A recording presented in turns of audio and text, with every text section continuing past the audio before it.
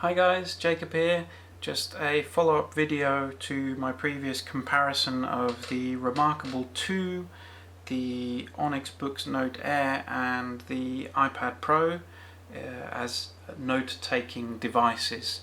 I had quite a lot of feedback on my earlier video and a few questions as well that came up, so I just thought I would answer those questions and give a little bit more detail and also clarify why I've made the decision I've made in terms of the device that I'm going with, the Note Air, the reasoning behind that, and a few things that I've found along the way in using these devices. I've had them for a few days now. I've had a few long sessions of writing on them, sorry, not typing on them, so I think I can give a fairly good indication to you and what may help you. So just to quickly outline a few things in terms of creating a new notebook on the iPad, you just open up Notability here, which is what I use. You just tap the button up here in the corner and straight away you have a new note and you can start to write in it. Very straightforward, doesn't take any time at all, very responsive. With the Note Air, you just open up the document, the Notes app, apologies, and you tap Add Notepad and you can start writing. The cool thing is, if you happen to leave it to go into sleep mode because you're not using it for a while, when you open it, it will reopen on the Notes section. The other thing you can do is, if you happen to be in one of the other apps, I don't know, for some reason I might be visiting the Guardian page, and I haven't loaded this app before, so if it's a bit slow, apologies, but what I can do is I've got it set up so that when I swipe up from the bottom, it straight away takes me to the Notes section. So that shortcut of swiping up, you can decide what you want that to link to, and I've got it set to go straight to the notepad so that I can very quickly get into my notes if I need to make a note. On the Remarkable, you've got a couple of methods. So you have your notebooks, and you can choose to either create a new notebook, which will then allow you to give it a name. You can choose what kind of template you want to use. You do have access to all the templates, but it'll give you a selection of the 4 most recent ones that you've used, and then you just hit create. You don't have to change the name if you don't want to, and that's it, away you go. Similarly to the books, to the Note Air, when you sleep or unsleep, it will go back to where you were before. The other way that you can do it is, if you don't want to go to the trouble of naming your notebook and you just need very quick access to a piece of paper to write on, you've got this thing called Quick Sheets, which is like well, it is what it says. It's a quick sheet. It's a piece of paper available to you at a moment's notice, where you just tap Quick Sheets up here, and there you go. It's got a new page to write on, and this is page 12. Blah blah blah blah blah blah blah, and let's say I came out of that and I was browsing something else, and all of a sudden I needed to create a new one. I just hit page Quick Sheets there, and we are now on page 13. But if I scroll back, there's page 12, and there's an earlier page that I did, and so on and so forth. So you have all your pages there, and of course you can always copy and paste those pages into a new notepad. You can add layers, everything you want to do. So in that sense, it's quite intuitive. There's nothing particularly complicated. You can do the same with the Onyx, that you can copy pages. So it's straightforward enough. In terms of importing PDFs into either of the two, I would say the Remarkable 2 is slightly more intuitive. It's slightly quicker, in that you have this piece of software that you can download from Remarkable, and you can literally drag across a document. So I'm here, maybe if I go into PDFs, I can literally drag across, upload, and what you'll see is that if I now go into PDFs, it's straight away uploaded RM remarks. It's not plugged in or anything, it's just there straight away. Super cool in that it's really quick. Obviously you need to be connected to the Remarkable server, which is easy enough. You type in a code at the start and forget about it for the rest of your life. With the Note Air, there is a similar facility, but it's using a web app where you have to push a file to the system.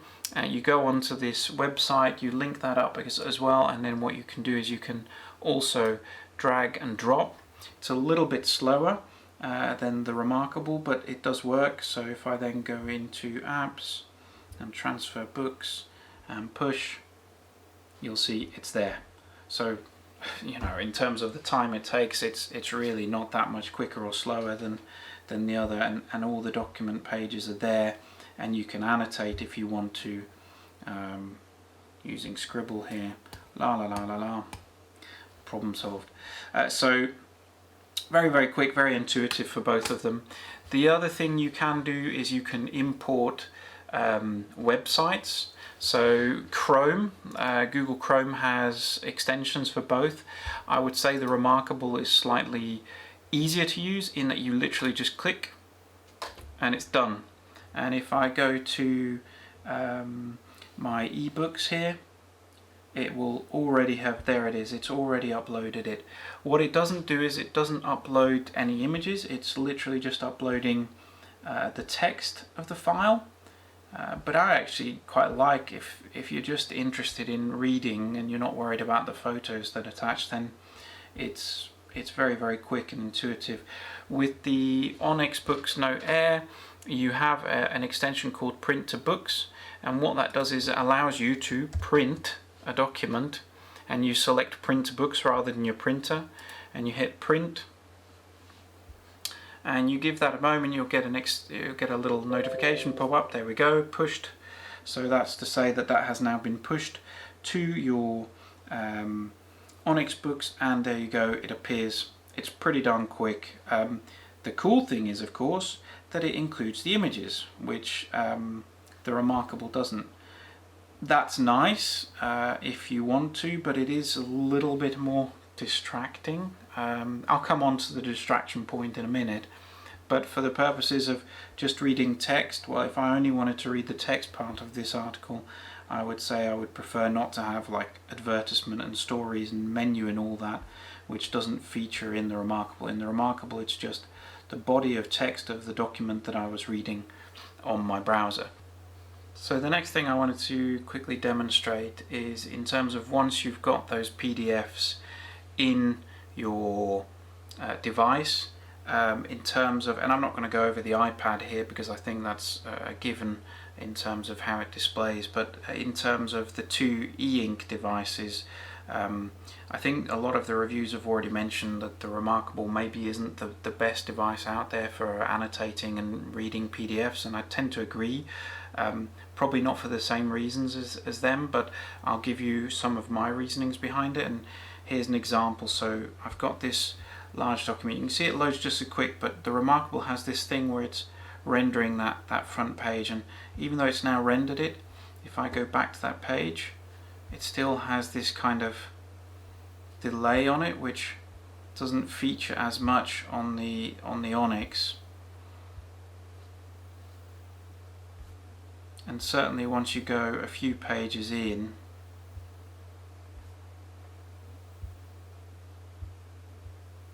you'll see scrolling through the Onyx, it gets that first page and it renders straight away. With the Remarkable, see, it has this delay where it has to re-render that front page.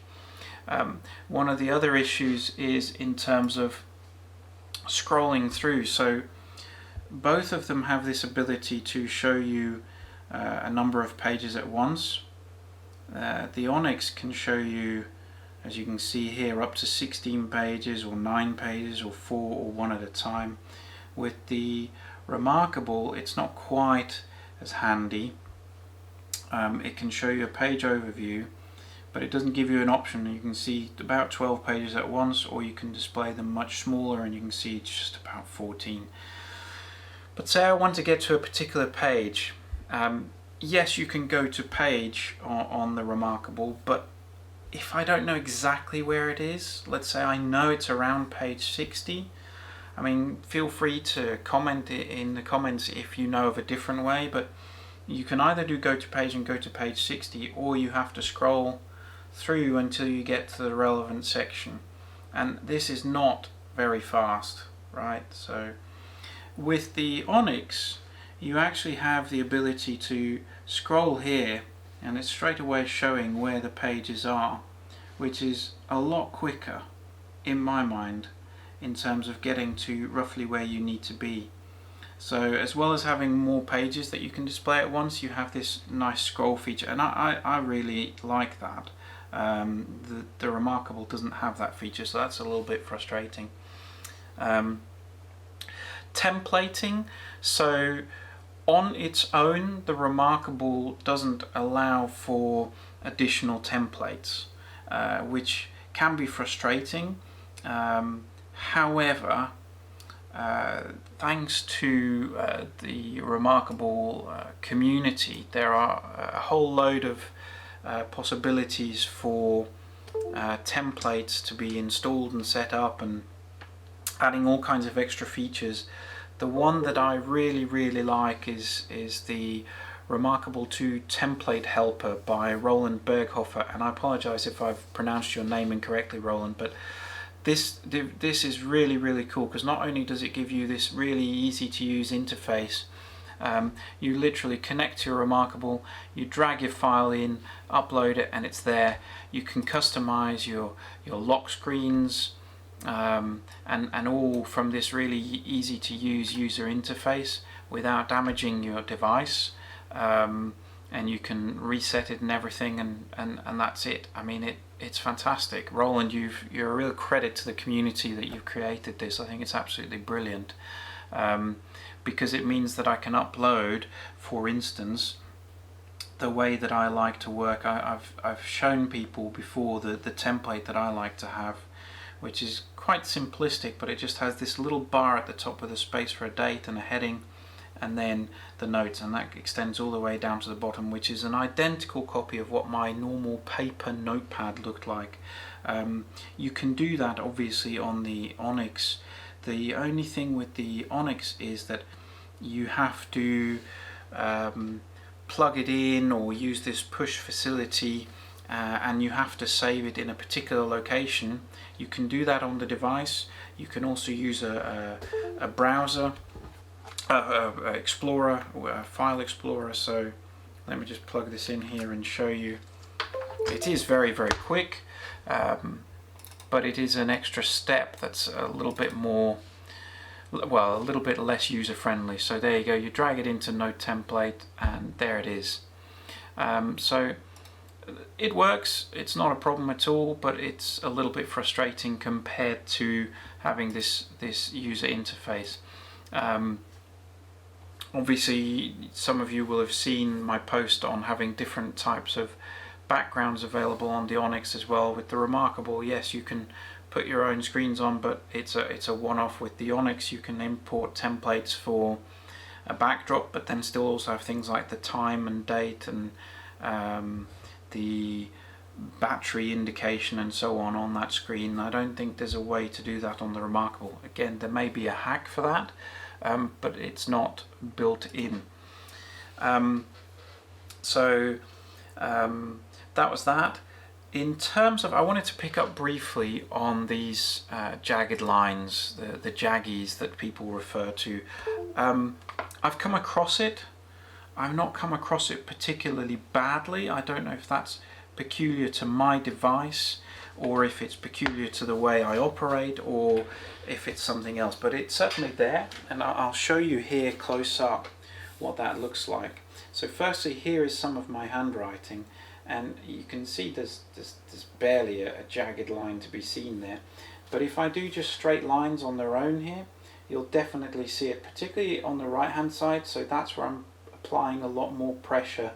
Everybody seems to say that it's applying pressure and holding the pen straight up, and if you watch my deep guide, Voya's latest video on the jagged lines, he actually comments that where he holds the pen straight up like that on the page, that creates more of a jagged line than having it at an angle.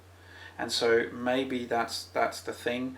I think it also matters what pen type you're using, because if you look, certainly when I'm writing and I'm using the fine liner, I'm not seeing that. I'm seeing it there a little bit, but at an angle like that, that's pretty damn smooth.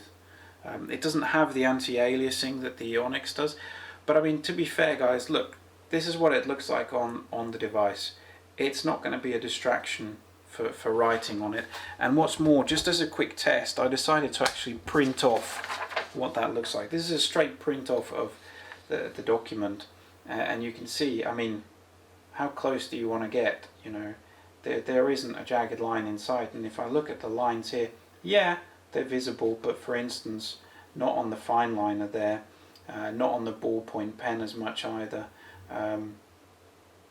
even on the hard pressure, right? So I wouldn't call that an important issue if you're just really writing notes. It probably will impact people that are sketching and then wanting to import the vector data across to Photoshop or Illustrator or something like that. But for someone who's using this purely for note taking, for taking notes, I don't see the issue. Next thing I want to talk about in terms of responsiveness.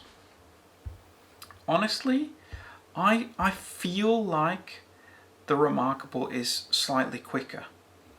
It's really hard to kind of demonstrate and to really show, but just from my perspective, when I'm going through it, it just to me feels like the Remarkable may be just a little bit quicker generally in terms of browsing stuff.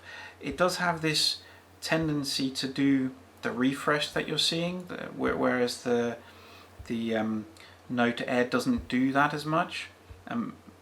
But just, I don't know, as I'm going through this feels just a fraction quicker. It's a little bit more intuitive to use in terms of going between everything, switching between them, because obviously the Note Air has Android lying underneath it. You have got all the various apps that you can go to, and you can access the storage and all that kind of thing, and it's great having that ability, but it can lead to this distraction that Remarkable sell themselves on. And I'll be honest, I'm terrible for procrastination. I will quite happily look for an excuse not to do what I'm supposed to be doing at that moment in time. And so with the Remarkable, there is nothing taking away from what it is you're here to do. When you open this up, you are here to write notes, you're here to jot down what's on your mind and nothing else, you know. And so from that perspective, it's great. Yes, you can turn off notifications and everything on the Note Air, and I have done, and this little icon up here that looks like a stop sign, that's exactly what that is. However, I still have all these other icons on the side, the apps, the storage, the library, and so on. And it might sound trivial to a lot of you, but from my perspective, I can see how it would get in the way of someone who just wants to write and nothing else. Because as soon as you come out of the notes, you have all these other things in your sight. Whereas you come out of your notes in Remarkable and this is your front page. There isn't all this other stuff going on. Yes, you can open the menu and see it, but otherwise it's just not there. You know, it's there where you need to take notes and nothing else. So I absolutely get that. I think that makes a lot of sense. If you're just going to be writing on it, you're not going to do anything else. And if you view this as purely a literal replacement for having physical notepads in which you write your notes, this is great. People might say, well, you can't search your notes and so on, and I actually do love that you can do that on the Note Air. It's one of the reasons why I'm going with the Note Air, because what I'm doing is I'm making notes, and where I need to action something, I'm writing ACT or action, and then I can always just search for ACT and it will highlight where that is, a bit like I was able to do with the Notability app on the iPad. So that for me is a handy feature. The ability to convert to text, well, they do it equally well. But obviously with the Remarkable you convert to text and straight away send it to email, whereas in the Note Air you can convert to text and keep it on the device, so you can still work on it on the device.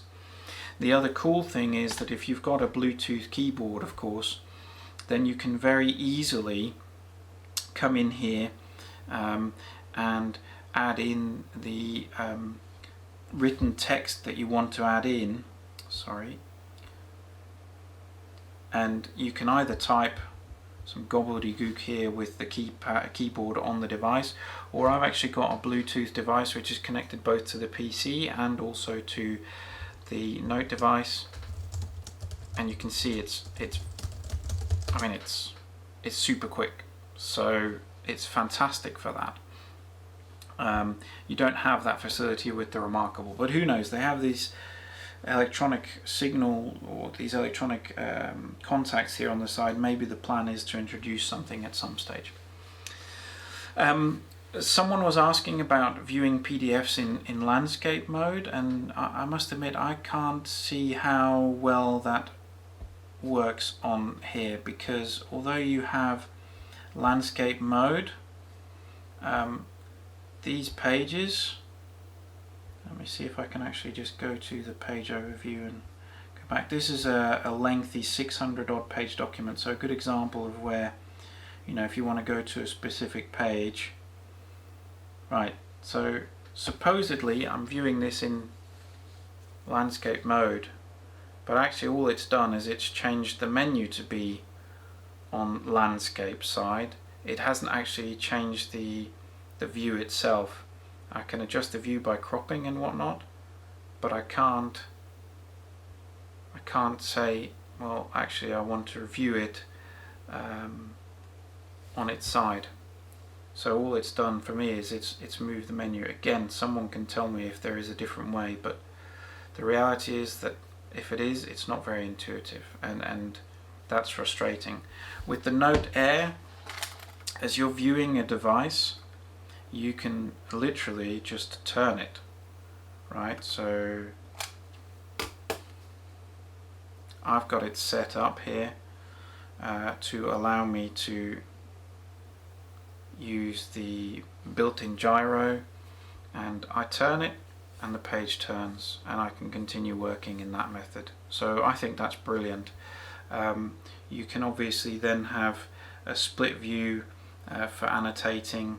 You can have a slideshow, so it slides through page after page automatically for you if you have a particular reading speed, or if there's something that you want to almost do a presentation on. I think there's some quite cool features in there that for me seem quite useful. The split view is probably the most useful for me, because what it means is that I can be taking notes at the same time as looking at the PDF, or indeed loading other apps, such as Diligent board books. For those of you that work in the boardroom, you'll know the Diligent app for sharing board packs with your directors, and you can actually load up Diligent side by side and have your notes on one side and Diligent on the other. The other thing that works better for me in the Note Air is the pen, in terms of the types of pen options that you have. So I haven't found a way, when you're writing, I haven't found a way on the, well, let me show you this, and then here. On the Note Air, you can use the eraser to erase a whole stroke. You can erase an area, so I can select a bit, or you can do stroke eraser, that erases the whole thing, or you can do mobile eraser, where it just, as you're swiping through it, deletes a bit like just using an actual eraser. On the Remarkable, you just have the two types of eraser, which is that you can erase what's there using the normal eraser, which is like a swipe through, but it doesn't delete the whole stroke, or you can erase selection. But I couldn't, for example, write something and then erase that whole J, for instance. I have to actually go over it, which if you're working quickly, you're going to end up with lines left behind. Or if, say, I wanted to be really precise and I just wanted to erase that part of it and I didn't want to erase the other part, I can't do that. So that's a bit frustrating. The other thing with the pens is that you're a bit more limited on the Remarkable. You only have 3 thicknesses for the various types of pen: thin, thick, medium, and that's it. So give you an example with the with the marker, you've got the thin, you've got the medium, and you've got the thick. And obviously as you press harder it makes it a little bit thicker or a little bit thinner. With the Note Air you actually have a whole different array of line thicknesses that you can use. So this is the thinnest setting, and then if I want a little bit more I can go here, and if I want a little bit more I can go here, and if I want to go for the full width I can go here. So there's a lot more style and a choice of styles, and that works really nicely for me because I can match it with exactly what I would have used in the real world, if you like, in the physical world, for my pen, which is a 3. That's what I'm used to seeing when I write on a physical notepad. There's also the ability here, actually, just a quick one that I've picked up, is you can tap up here and you can very quickly see your recent notes, any reading notes you've taken and so on, which I find is a lot quicker for switching between different notebooks. You can't do that with the Remarkable. You have to go back to your original files and then access them that way. What else?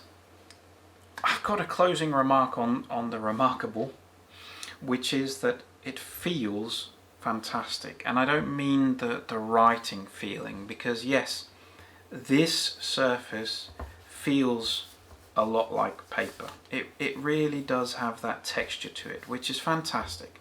And when you use the Remarkable marker to make notes, then it is as if you are writing with a pencil on paper. There's no getting away from the fact that it feels great like that.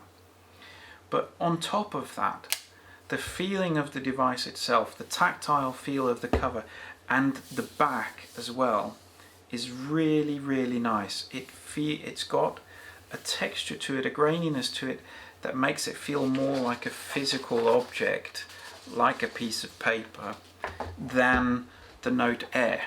The Note Air is a glassy surface, and it's a smooth, not glass obviously, but it's this aluminium which is slippy slidey, and it doesn't feel that nice compared to holding the Remarkable. That might sound like a trivial matter, but again, it's about how you're going to use this device. And if you're going to be holding it and writing on it and that, then actually being able to touch it in the same way that you can with the Remarkable versus the Note Air, compared to if you're holding a piece of paper, it's distraction free. You know, you're writing on paper, you're not worrying about anything else, you're not thinking about it as a digital device.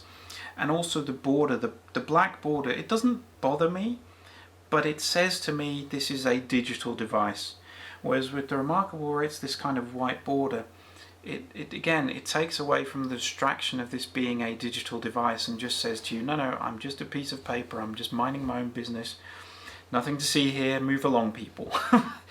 So those are kind of the flip sides, and if you were just using this for writing on and you weren't going to do anything else with it, then the Remarkable has a lot of cool features. However, talking about that paper-like feel, I've already said earlier in my comments that what felt right for me was the Norris Digital writing on the Remarkable, or even the Onyx Boox pen that comes with the Note Air writing, although I don't like the pen thickness and I'm waiting for the new triangle pen that they've got.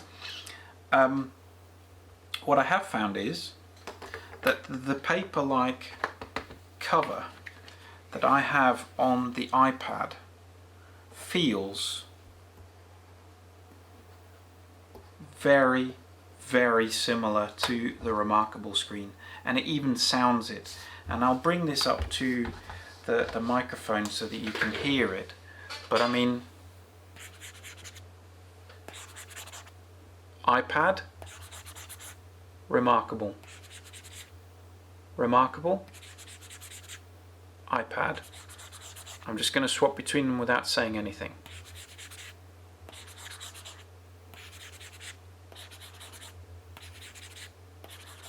So you can hear there is a very slight difference between the two, but not an awful lot.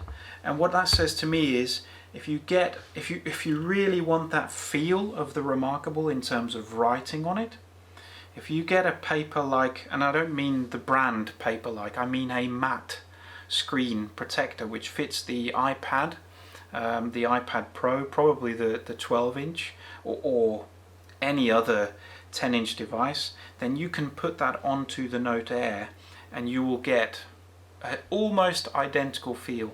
Now, I don't rate the Note Air's screen protector that came with it. I had the same problem as everyone else in terms of bubbles, and I really tried to apply it carefully. I've never had problems applying these screen protectors on iPads, on iPhones, anything like that. It's not great on the Note Air.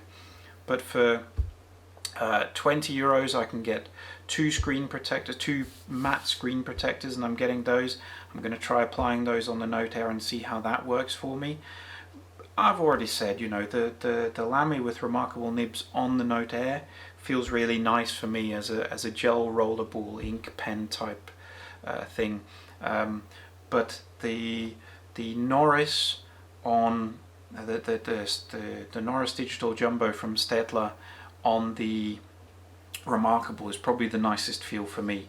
And if I can get something similar to that, and you know, I've done the comparison here on the iPad, that's got just enough friction in there for me that it feels like I'm writing on paper with a gel ink rollerball pen. It's not a pencil. It's not a pencil. I don't want to use a pencil on paper. I want to use gel ink rollerball pen, and that is so close. And I hadn't noticed that. It's a tiny bit rougher on the Remarkable than it is on the iPad. But again, I'm trying not to have too much grit and friction. I actually want it to be a bit smoother. So for me, that combination is a clear-cut winner. And that's really all I've got, guys. I hope you enjoyed this video. Please like it. Please give your comments. I'd love to hear everybody else's opinions on these devices. And do keep an eye out for the My Deep Guide stuff. Voya's planning on coming out with a user guide to the Boox devices. Watch the Morning Coach. He's got some brilliant videos, and in fact he did a recent video comparing a whole load of different styluses. I know that he compared the Lamy and the Boox and the Note Air, the Note Air, as well as the standard, and the Staedtler, sorry. So he's got some great videos as well in terms of using these devices, and I've been following both of those guys. They've done some great stuff, and highly recommend you watch them. In the meantime, I wish you all well, and if you have any comments, please do go ahead and ask. Thanks a lot.